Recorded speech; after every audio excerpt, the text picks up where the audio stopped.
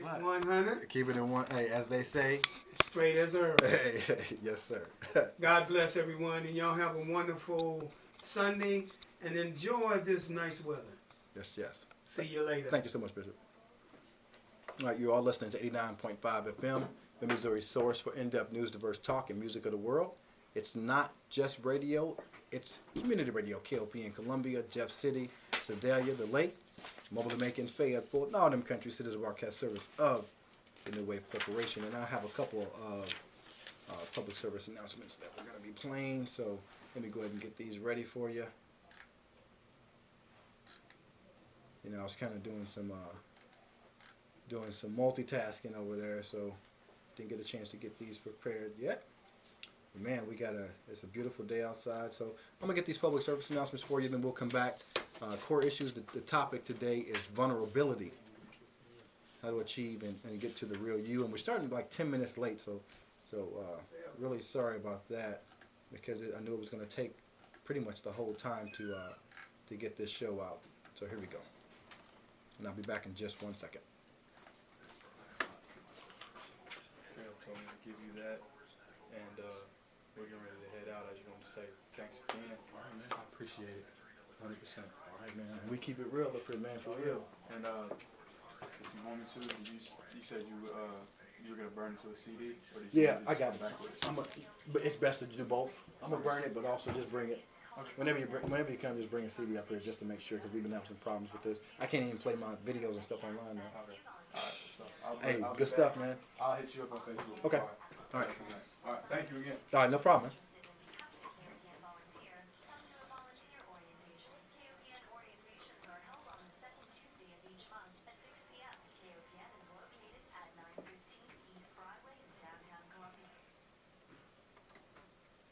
Okay. Thank you so much for tuning in to Core Issues. Hope you're having a great day. I am your host. I've been on the air. I've been on the radio for almost 3 hours now, and it's the first time I said my name. But I am your host, Tyree Bindum, the Paladon, and appreciate you tuning in for Straight Talk, for local vocals from 2 to 4, Straight Talk from 4 to 5, and now we're about to transition into Core Issues. And Core Issues is collectively organized to reach everybody, and it's specifically a show that's been aired since January of 2001. In the most basic way, it's to start it off talking about difficult things, to the refining the art of consultation, and for me, it's a gift to my future legacy, to my kids' kids, just to understand a little bit more about what we dealt with, what I dealt with during my time here in Columbia, during my time here, serving the community in this way. Today's topic is going to be really tough, but going in from, if you've actually listened to Straight Talk, you know how the conversation went and just some of those things. But going into this show, it's the perfect time for it. And core issues, I got core issues. I mean, I'm just going to be honest with you. I've had many different tests that I've dealt with, that I deal with, and nowhere near perfect. Never going to be, as far as I know. Always trying to reach a level of perfections, or to have some type of that, the reflections of the moments of perfection, as I call it. I got a specific quote that my flaws are a part of my perfection, of me, of understanding who I am. But this year I realized that I've been protecting myself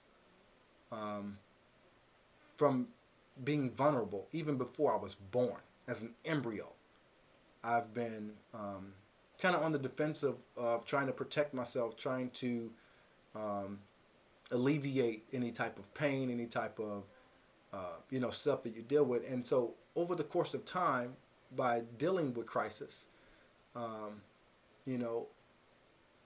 I've dealt with a lot of crisis. I'm dealing with it now.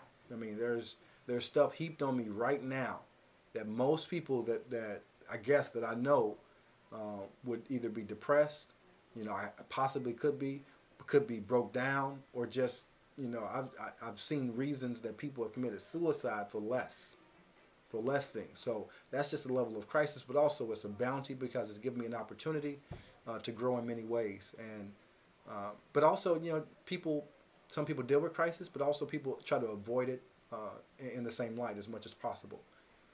I have personally created many defense mechanisms in order to protect myself from hurt, pain, suffering, and so many of the same things that I normally start by telling you guys. If you're dealing with grief, affliction, pain, calamity, hopefully it's not extended, it's not prolonged, and you get the lesson out of it. And so, that's normally how I start the show. And the key thing about that is that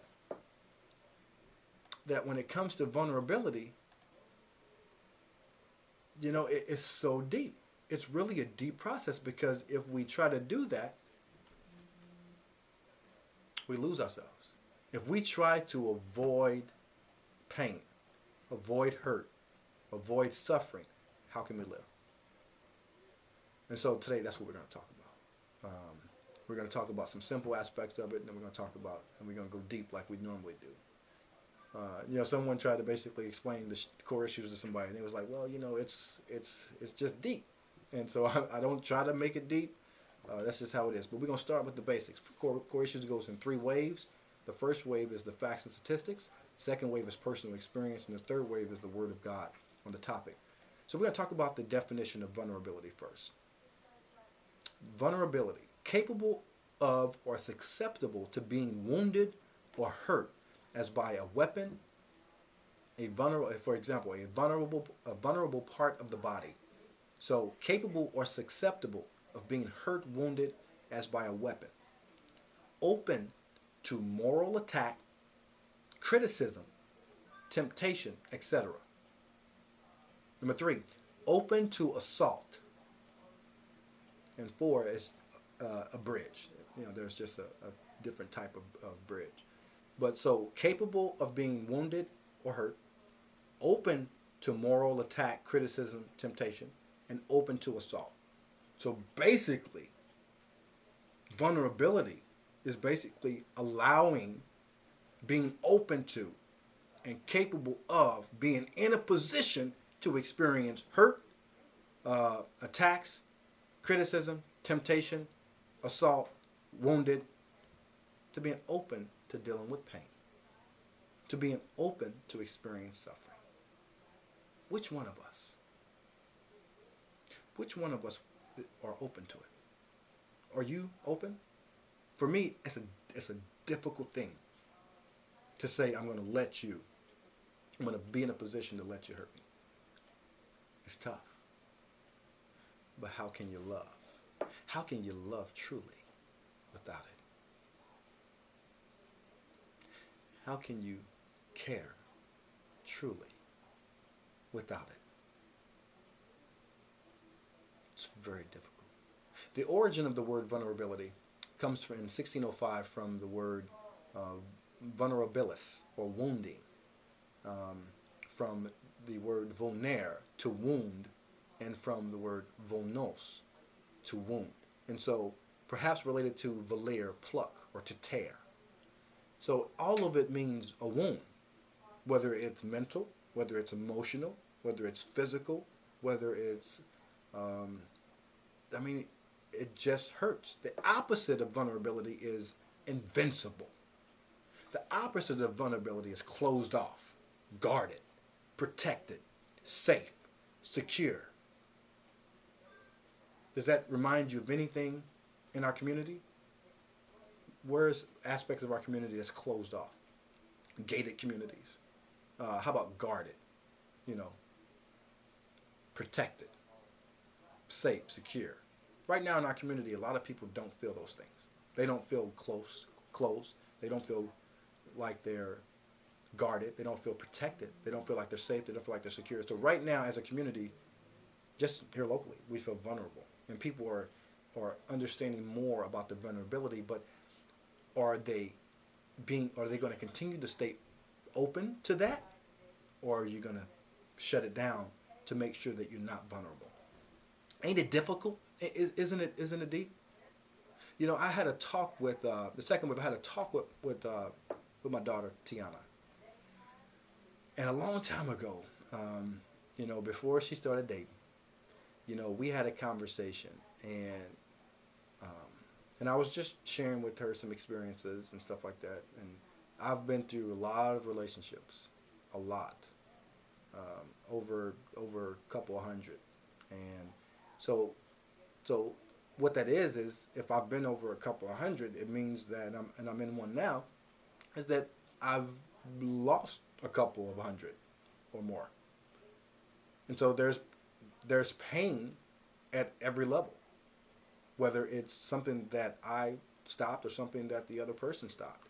And so that's still experiencing, that's being vulnerable. Still. And so, think about vulnerability. Well, let me digress. So when I had this conversation with my daughter, we made up a song, and she was trying to ask me about love, and I was like, love is an interesting thing. It's not necessarily it's not just necessarily the emotion. It's not necessarily your feelings. It's based on, when someone loves you, you know it. They don't have to even say it. And so, but she asked me for more, and I was like, well, love is when you're really trying to assist that person to be, what they want to be, and not necessarily forcing or coercing them, or doing it, but you're doing it because you love them. You care for them. You want them to be happy, to be joyful, to be them. You want them to be content. And sometimes you can't force it. I said, you really can't force it. And so we made a song. It says, moments of love, oh, I can't remember. Moments of love, oh, I can't forget.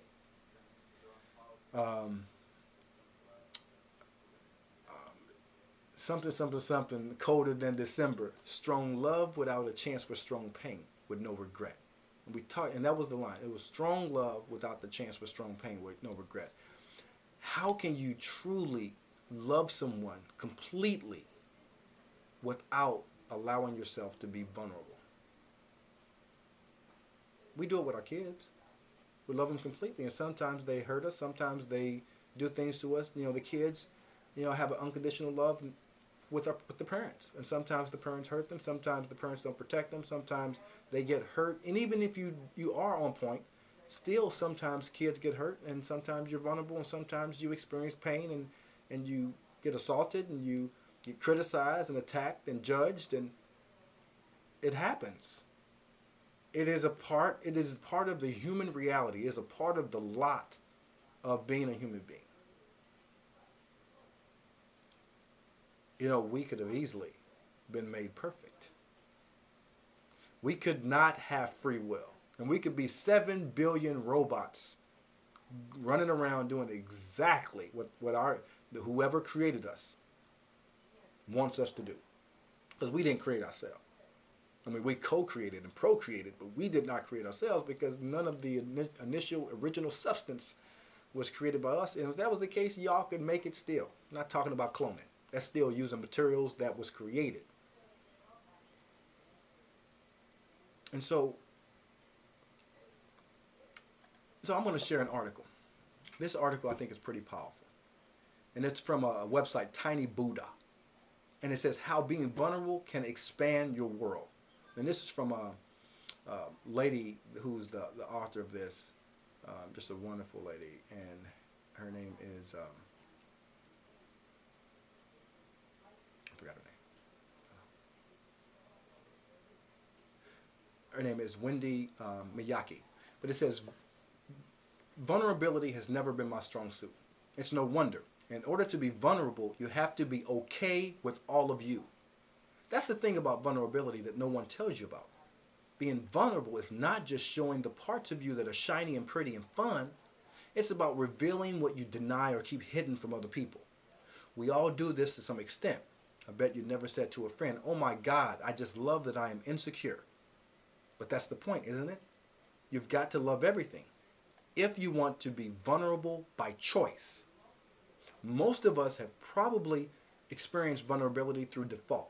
More often than not, we are either forced into a state through conflict or we are surprised by it after our circumstances feel more comfortable.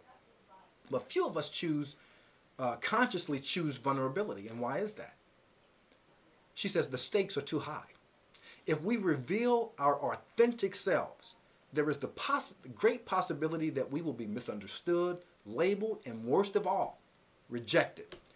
The fear of rejection can be so powerful that can be so powerful that some wear it like armor. Her first real experience with vulnerability came when she was 25. She had just accepted a position as a literature teacher of juniors and seniors at a local high school. This was quite possibly the most intimidating situation that she had ever gotten herself into thus far. We were talking teenagers here, the most extraterrestrial of all age groups. But to make matters worse, she asked her parents for advice. Being longtime elementary school teachers, her parents had a plethora of horror stories to share about unruly students, unreasonable parents, and teachers who could not control their classrooms. Each story ended with, "And that's why she quit," and ended up going into retail. She didn't want to be a quitter, so she listened well when they told her that she needed to be strong from the get-go and that she needed to show her students who was boss. In the words of her father, you can be a B and work your way down to nice, but you can't be nice and work your way up to being strong. So she took her parents' advice to heart. In the first week, she flunked 75% of her students on the summer reading exam. She yelled a lot to control the classroom environment. And when the students would complain about an assignment, she would say to them, "Remember, this class is not a democracy, it's a monarchy. And guess who's queen?" When she read those words, she can't help but cringe. But at the time, she believed that vulnerability was a liability. She was okay with being the dragon lady. It was safe. And under that facade, no one knew how terrified she actually was. She wore the armor as if her life depended on it. She said, "If I had my way, I would have kept my guard up for the rest of the year, but my students were much smarter than me. They must have known at some level that in the presence of true vulnerability, no one could remain closed off." Perhaps no event demonstrated this better than when the seniors' honor project was in jeopardy. It was not traditional curriculum, and thus it came under scrutiny. The seniors were visibly upset because they had worked so hard on their group papers that they were looking forward to the presentations in which faculty from the school as well as from the university would be present. When they expressed their feelings so honestly and openly, she could not turn away. Now I wanted to fight not only for the project, but for the students themselves.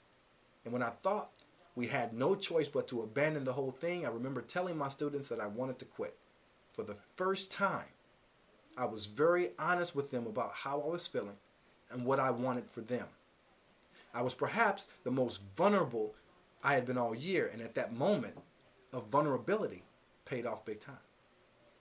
When she left the school at the end of the year, she received many letters from the students. In them, she discovered that they were touched by the fact that she had fought so hard for them, that she was honest with them, and that she believed in them so passionately. At the time, she said, "I probably said to the universe something like, 'Ah, you tricked me. This was supposed to be just a temporary job until my real life began. I wasn't supposed to invest in anyone or be committed to anything or care about anyone.'" But she was connected to the students long before she even knew she was. Needless to say, the students got their senior project, but she received something so much greater. She learned what vulnerability looked like and felt like, and it was the recipient of all its rewards. So we're going to share just a few things about vulnerability. Vulnerability is so much easier when you love yourself. So think about it. When you don't love all of you and are afraid to show people the less than stellar parts, the space between you and vulnerability is like a Grand Canyon. You'll need all the courage you can get to make the leap across. But when you love yourself, and I mean all of you, you don't worry so much if someone else doesn't. And when you're less afraid of rejection, you step right into that place of openness. Number 2, vulnerability takes practice. You don't just learn it once and then ta-da.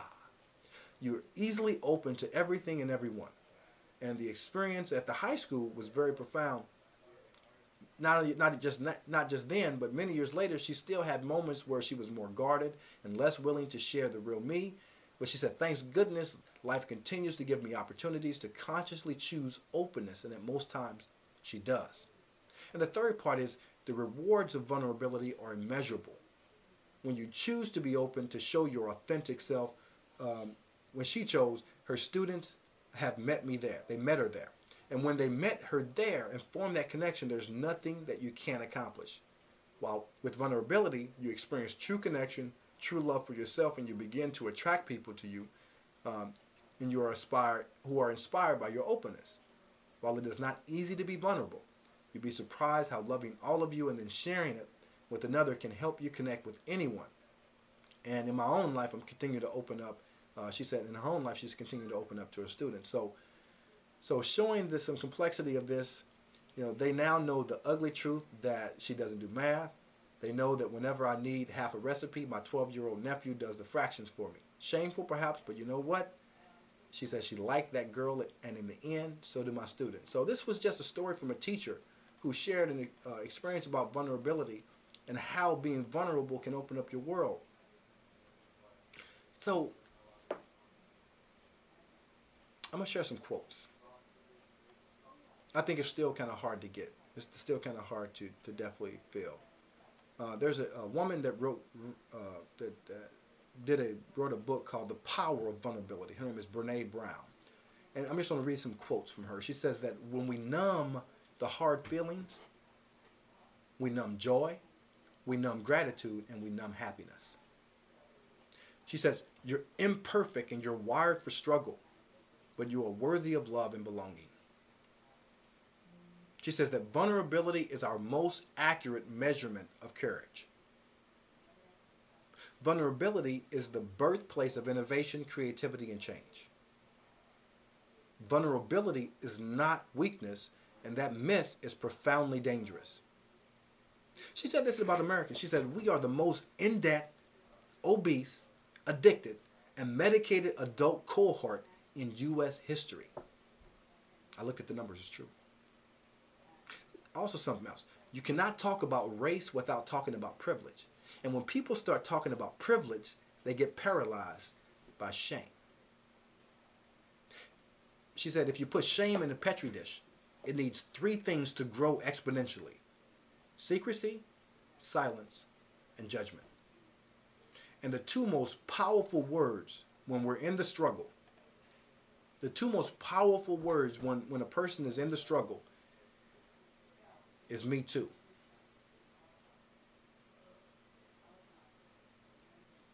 Some more quotes. This is from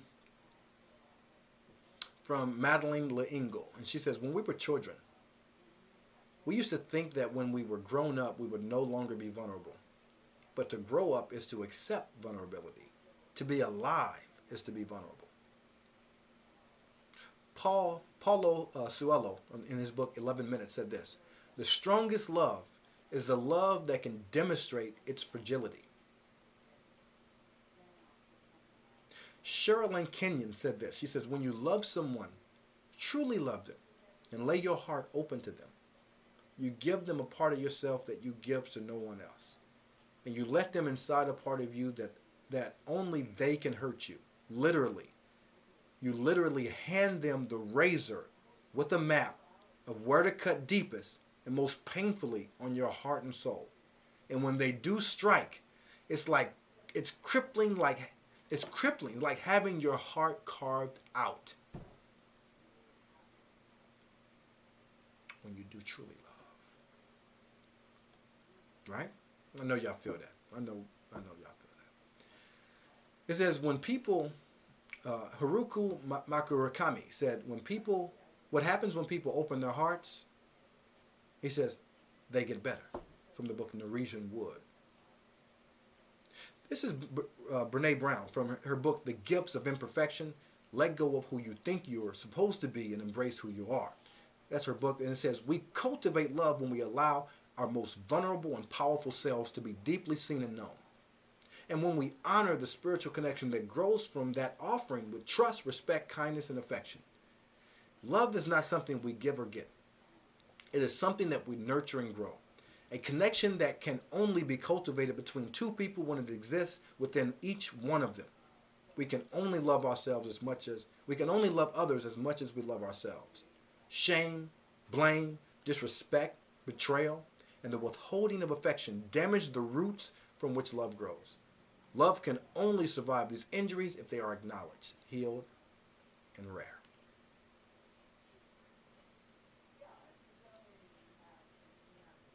The last one I'm going to read is this. This is from the book Tuesdays with Morrie from Mitch Albom. He says, take any emotion, love for a woman or grief for a loved one, or what I'm going through, fear and pain from a deadly illness, if you hold back on the emotions, if you don't allow yourself to go all the way through them, you can never get to being detached. You're too busy being afraid. You're afraid of the pain. You're afraid of the grief. You're afraid of the vulnerability that loving entails. But by throwing yourself into these emotions, by allowing yourself to dive in all the way, over your head even, you experience them fully and completely. You know what pain is. You know what love is. You know what grief is.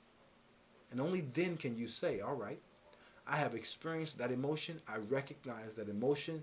Now I need to detach from that emotion for a moment.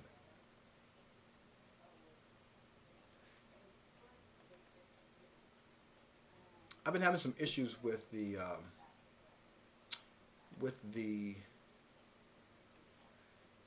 thing up here. I've been having some issues with the website where it won't let me play. It won't let me play music. So I'm going to try to see if it's going to let me do this. Hopefully it will. If not, you can go to the blog, to my blog, and you can, the song of the week will actually be available to play on there. And let me see if it's going to work. And if it doesn't work, I'll just perform it live. But the name of the song is called Could Be Worse, and it's from the Cop of the Gold album that me and my wife actually put out, and we're still in the process of releasing that. It's been a while, and so when the album's complete, but the book is Cop of the Gold: The Recognition of the Soul of Hip Hop is still in the process of being edited. Right now, the book is finished. It's all I can say is thank the Spirit for offering the guidance. Thank for a lot of the people that I talked to and learned from. But I think it's going to be definitely something that's going to support hip hop as a whole and give a lesson. So it's not working. So I'm going to perform this verse live and meet my daughter Clay. I spent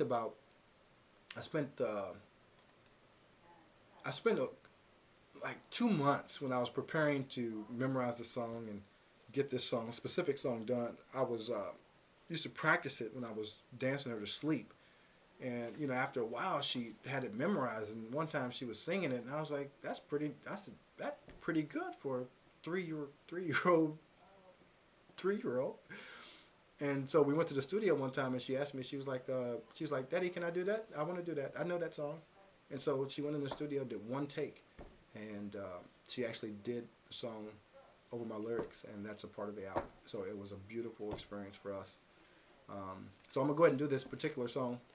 Just my part to it, and then we'll talk about the lyrics a little bit, and then when we come back, we're going to go into the third wave, and we're also going to take just a quick break.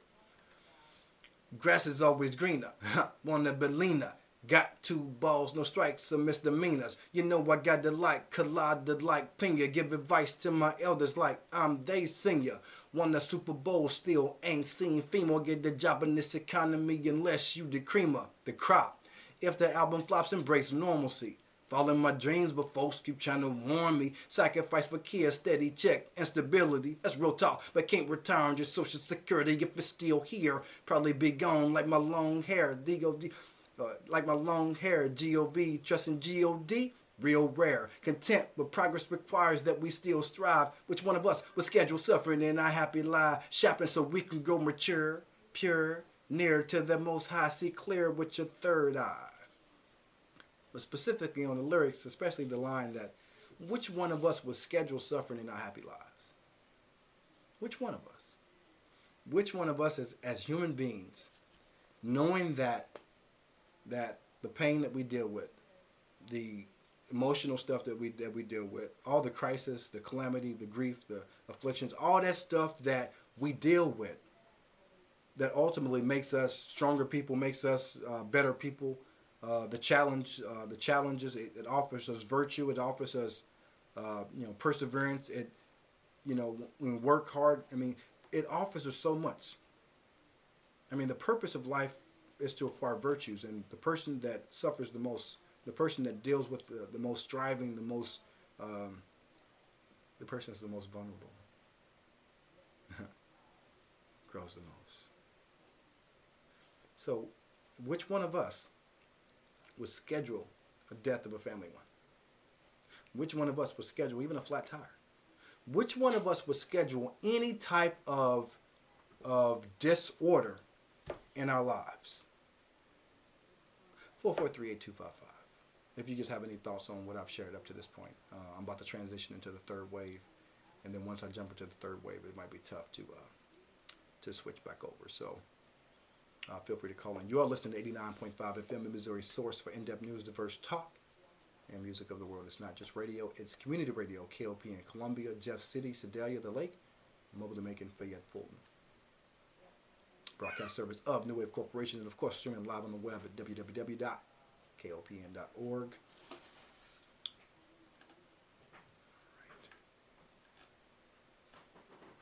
There's a couple of Earth Day celebrations that's happening. There's one that's going to be down at Douglas Park.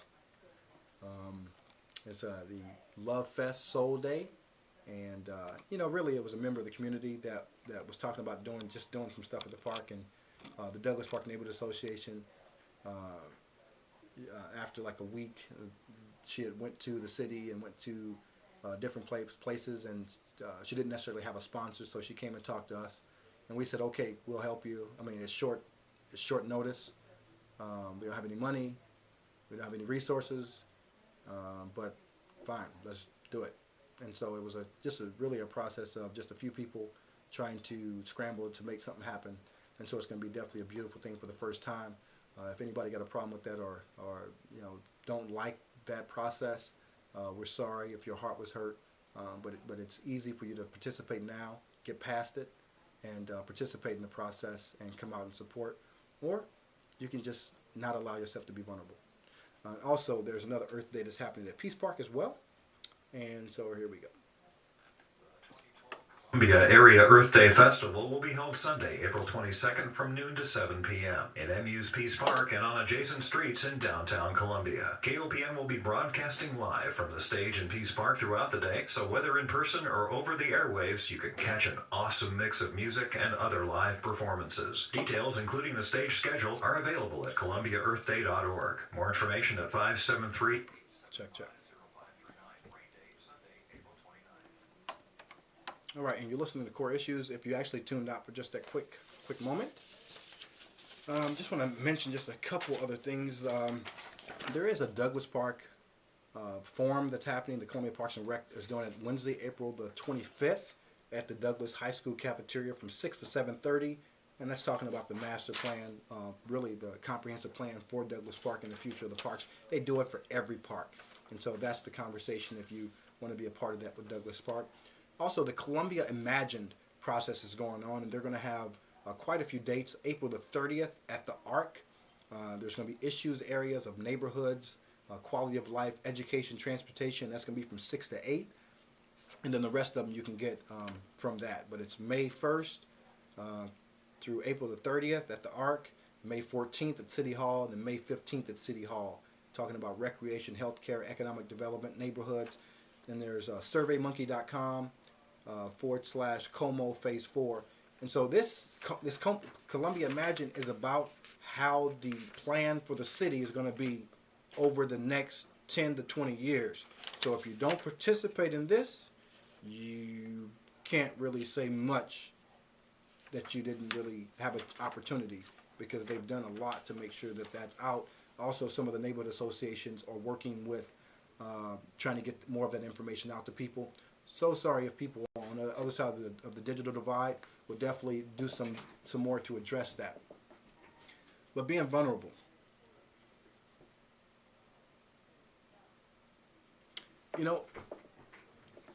I'm really a shy person. I mean, just to be honest with you, I'm really a shy person. I really am not. When I'm with myself, I don't talk a lot. I am okay with the silence in my head. I read a lot of books. I love late night playing video games, Skyrim. I'm a gamer, always have been since a little kid. I spend a lot of time grinding on Facebook and on digital. I run about 20 websites as a webmaster. When I'm with my kids, I will not answer the phone. I don't care who you are. And most people, I won't answer the phone. I'll text you back. And so I tell you, I'm with my kids. I can text, and they don't feel that it's a violation of their space and time. And so if you don't text, it's not going to happen. I don't have time to call a lot of people because I'm serving in about 30 different organizations and doing a lot. So I'm not going to be one to touch base with you and call you and say this is that unless you tell me that's something that you need, unless you be vulnerable with me. I'm not perfect at all. I smoke cigarettes. I'm trying to fight that battle. I got a lot of flaws, but I got a whole bunch of perfections. I've had writer's block when it comes to writing songs and music for a little bit. So just my vulnerability. Right now, me and my wife are separated, which is why she hasn't been on the show for a while. And, so we're trying to do that. We're trying to save our marriage and just go through some things. So just to be honest with you guys, I love doing the radio, but it's a pain in the butt to lose my Saturday every week to come and do this particular show for you guys. I can't go out of town, can't take my kids to the zoo. I'm just committed to staying here and doing this. And it seems like a lot of times when I'm doing it, when I'm serving in the Douglas Park Neighborhood Association to try to move back into the first ward to do something for the community, it's just the bickering and the people that the divisiveness and the hurt and pain. I'm not your leader. I am not a leader. I am a servant. I am simply serving. If it was not for my God, I wouldn't be doing nothing for none of y'all. Just gonna be honest. It is me giving up my will and not doing me. It's the only reason that I'm doing it. I received an award from just last Thursday, and I told them I'm not worthy. I mean, it's not me. I said I put my pants on like everybody else. I'm just trying, and I don't even feel like, I love myself. I love who I am. Even my flaws. I talk to myself about it. Say, hey man, you can do a better job on that. Yeah, let's be a better person the next day, and that's part of my faith walk is trying to be a better person, to really look at my actions for the day, make these adjustments, and try to go forward. And anytime I got a beef with you, I got a problem with you, give it to God, let that go. Don't have that anger, don't have that jealousy. Move forward. So that's me being vulnerable with you guys. For the last couple of weeks, I've been going to counseling. I never thought that I needed to. And even now, I'm still fighting a little bit. But I'm learning a lot. And so that's just me. That's me. I've been doing this for 11 years. 11. I've told you a lot about myself. About Tyree. About Tyree, not about me. Tyree is public. Me, you call me Stan. Stan Bynum. Most of y'all know me. Tyree is a public persona. That's my pseudonym for who I am in the public, how I serve in the public. But it's separate from who I am. Gotta have a little bit that you keep for yourself. But for this show, on vulnerability, I'm gonna be vulnerable with you guys. Will you be vulnerable with me?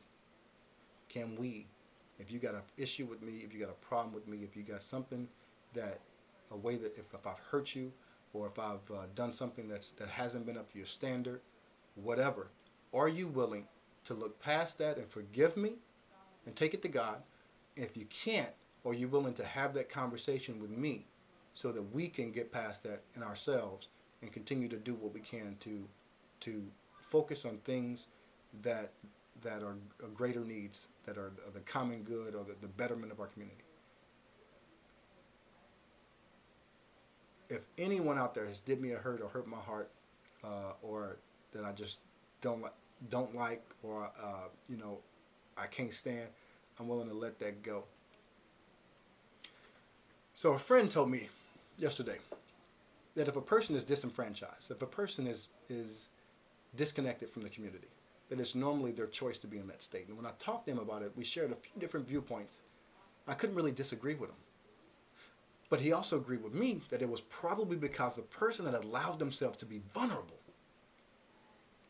was hurt in the process and was healing or trapped from being vulnerable again.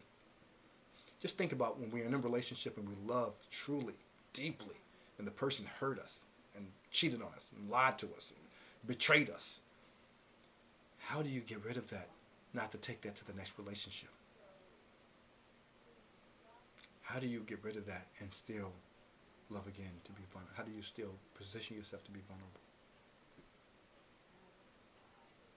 You experience your lot in life. You accept what God has put in your life. You don't say why God or curse God just because something bad happens, but you be like, thank God, OMG, when something good happens. You know what I mean? You accept it. Even the stuff that makes you want to say why. I mean, even Jesus was like, why? Why me, Lord? Have y'all forsaken me? But imagine God's vulnerability. Imagine God's vulnerability. There's been, since the beginning of time, scientists say that there's been 107 billion human beings, 107 billion unique individuals who have free will. Imagine that, the grace and the mercy of that process. Imagine that. Imagine that he doesn't force us. Now, we have free will, but it's in the context. You know, we have free will, but guess what? There's some things, fate is of two kinds. There's the precondition, and then there's the stuff that it happens. You have to do it. And then there's the stuff that it's up to you. And the things that's up to us is normally our choice. Normally our choice is the way we deal with things that happen, but we don't choose what happens. Which one of us could schedule suffering? Which one of us would schedule suffering in our happy lives? That, to me, since none of us can schedule any of the suffering, now we can go out there and shoot up the community and do some things that force suffering on other people.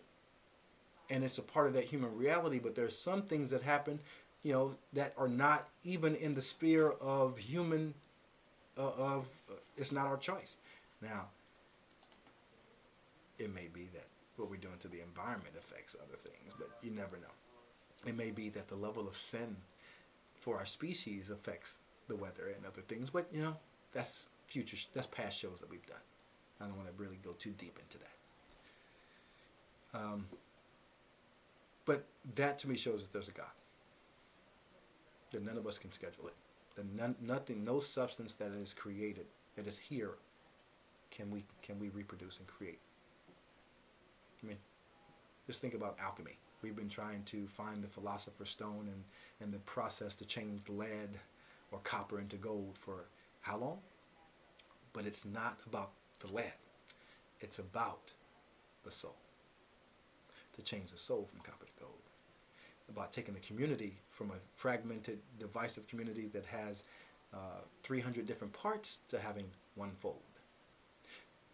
For God so loved the world that he gave his only begotten Son, that whosoever believeth in him should not perish, but have everlasting life. So not only did he give his Son, but he gave his friend Abraham, and there's been 300,000 messengers that God has sent to humanity to guide us and educate us. And what have we done to these individuals? 300,000 independent prophets, like a Christ or a Buddha or Muhammad, Zoroaster, 300,000 from the beginning of time. There's been millions upon millions of dependent prophets like Martin Luther King Jr., Malcolm X, different people, Mother Teresa, different people who are like the moon, whereas those that shine but don't have innate knowledge like the Christ is like the sun. The sun, literally, the sun, as far as the reflection, it's innate knowledge. Dr. Martin Luther King Jr. learned from Christ, so he's a dependent. So just think about that.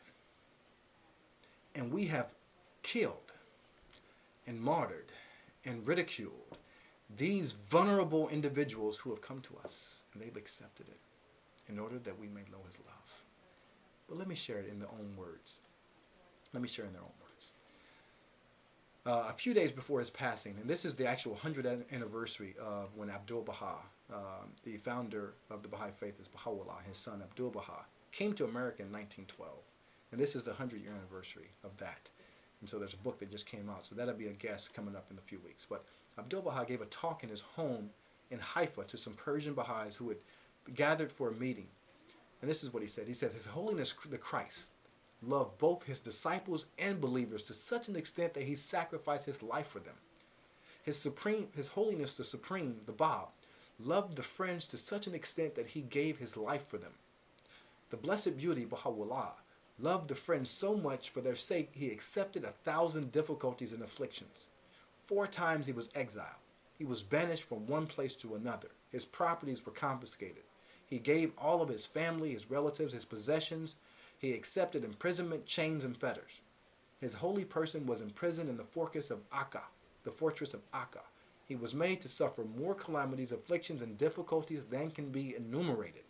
He had not a moment's rest. He had not an hour's comfort. He was continually under the greatest hardships and ordeals. What great persecutions he endured from his enemies. What great afflictions he bore from his own relatives. He accepted all of these trials for our sake, so that he might educate us, so that he might make us heavenly, so that he might change our character, change our lives, so that he might illumine our inmost self. All these troubles he accepted for our sake. He did indeed sacrifice his life for us.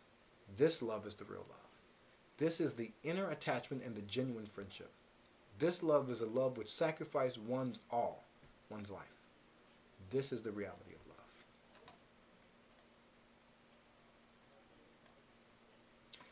Also, from the Buddhist tradition, one of the first noble, there's the 4 noble truths, and the first noble truth that people have said is suffering. But I'm going to go a little bit deeper. The actual word that the Buddha used was dukkha, D-U-K-K-A, D-U-K-K-H-A. And the Buddha taught that there are 3 main categories of dukkha. And these are, the first one is suffering or pain. The second one is impermanence or change. And the third one is conditioned states. So suffering and pain, ordinary suffering as defined by the English word, is one form of dukkha. This includes physical, emotional, and mental pain. That vulnerability. The second one is impermanence or change. Anything that is not permanent, that is subject to change, is dukkha. Thus, happiness is dukkha, because it is not permanent. Great success, which fades with the passing of time, is dukkha. Even the purest states of bliss experienced in the spiritual practice is dukkha. This doesn't mean that happiness, success, and bliss are bad, or that it's wrong to enjoy them. If you feel happy, then enjoy feeling happy. Just don't cling to it. And the last one is conditioned states. To be conditioned is to be dependent on or affected by something else. According to the teaching of dependent origination, all phenomena are conditioned. Everything affects everything else. This is the most difficult part of the teachings of dukkha to understand, but it is critical to understanding Buddhism. So to be conditioned is to be dependent on or affected by something else. So there's an aspect of us that has conditions, and it changes, and it experiences, and it grows through suffering and pain, and that is our soul. But it feeds it. It feeds it. None of the pain that happens to us can thwart the growth and development of our soul. It's eternal. It's eternal. So there's something else that comes up, and really when I think about vulnerability, I think it comes down to trustworthiness. That there's a certain aspect of trust, really being a trustee of just looking at the community and a lot of the stuff that's going on here locally in the community about the blight designation and the EEZ and all of this. And so I'm just going to read this one part that talks specifically to the people, and I think they're understanding it more and more, but I don't know if they get it. Anyone who governs or administers does so on the basis of this covenant of trusteeship. The content of the trust obligation thus is not reducible or subject to the desires and preferences of the individuals involved. They do not have a right to decide, for instance, to repeal a moral law because it is unpopular. And this is why mere majoritarianism, or as the sum of the preferences of the many, is not the true entailment of any kind of representative government that occurs in a relationship of trusteeship or covenant. And so what it talks about is that really when it comes to these relationships, Baha'u'llah indicates it is really the most vulnerable, whose interests and rights we need to be most concerned to safeguard, those who are without wealth, without social status or prestige. Rather, it is those who do not have a voice to speak up whose rights need to be protected, the poor. In a covenantal order, it is not merely the governors of society who have an ethical duty to care for the best interests of the people. The sense of responsibility to the common good is a civic virtue that devolves on each member of the polity, as an ethical duty in increasing in proportion to the power and influence individuals exercise, whether formally or informally, in various social roles, for example, as leaders of thought, scientists, authors, and scholars. And so that's just the process that we go through. On Tuesday coming up, do you have your, I think we got a guy that's going to bring his music. Let me see, Reggae Got Soul. Let me get ready for Reggae Party coming up next. I'm going to get their music set up. But on Tuesday coming up, really there's a community right now that's probably the most, that I won't say the most, but they're really vulnerable, and that's the situation of the Baha'is that are in Iran are very vulnerable right now. And so you can go to www.baha'i.org/persecution. And there's an event happening on Tuesday at the Ragtag. There's going to be a documentary on education on fire. Basically, the Baha'i community in Iran is not allowed to go to college, not allowed to go to school, not allowed to have businesses, not allowed to do much as the biggest Baha'i community.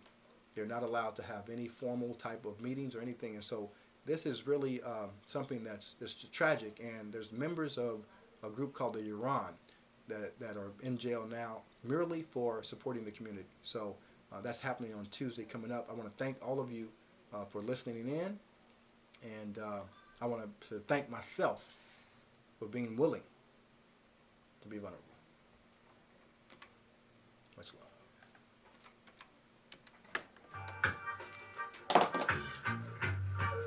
Thanks a lot, man. How are you this evening? What's up, Pete? Too much, man. Just a birthday party. Oh, did you? Yeah. That's what I'm talking about, man. Yeah. Y'all enjoy that? Hope you like it. Won't happen again.